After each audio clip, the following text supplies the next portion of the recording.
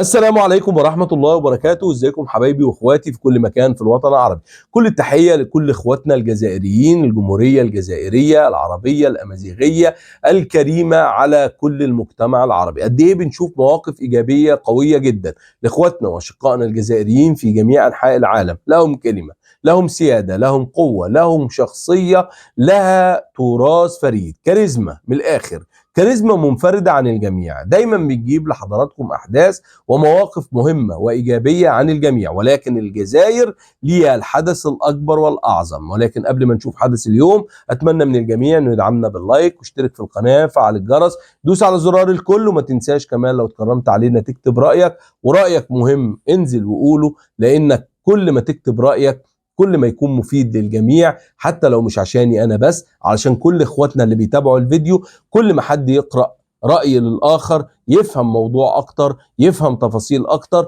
نعرف نفيد ونكون كلنا بنستفيد من بعضنا. ويلا بينا نسمع تفاصيل الفيديو. سلاح حق، قدم سلاح حق.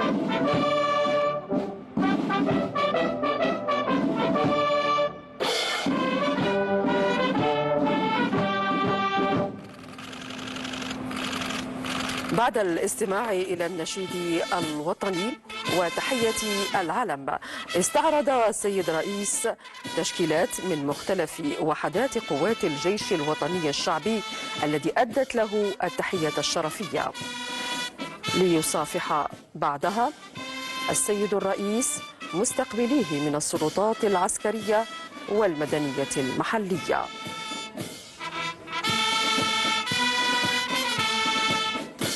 ووزيري الدولة وزيري الطاقة والمناجم والطاقات المتجددة محمد عرقاب، وزير الداخلية والجماعات المحلية والتهيئة العمرانية إبراهيم الراد، ووزير الري طه دربال، والرئيس المدير العام لمجمع سوناتراك رشيد حشيشي، والرئيس المدير العام لمجمع كوسيدير، إلى جانب إطارات ومسؤولين ممثلين لقطاعات الطاقة والري والأشغال العمومية. سلاح حق، قدم سلاح حق.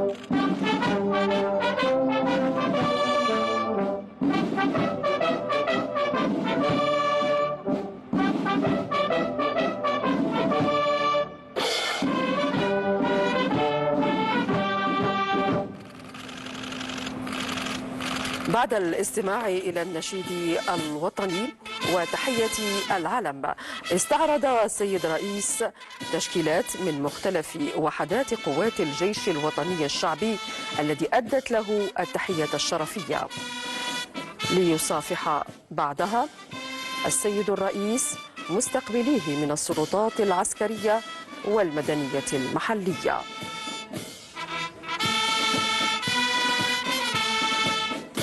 ووزيري الدولة وزيري الطاقة والمناجم والطاقات المتجددة محمد عرقاب، وزير الداخلية والجماعات المحلية والتهيئة العمرانية إبراهيم الراد، ووزير الري طه دربال، والرئيس المدير العام لمجمع سوناتراك رشيد حشيشي، والرئيس المدير العام لمجمع كوسيدير، إلى جانب إطارات ومسؤولين ممثلين لقطاعات الطاقة والري والأشغال العمومية.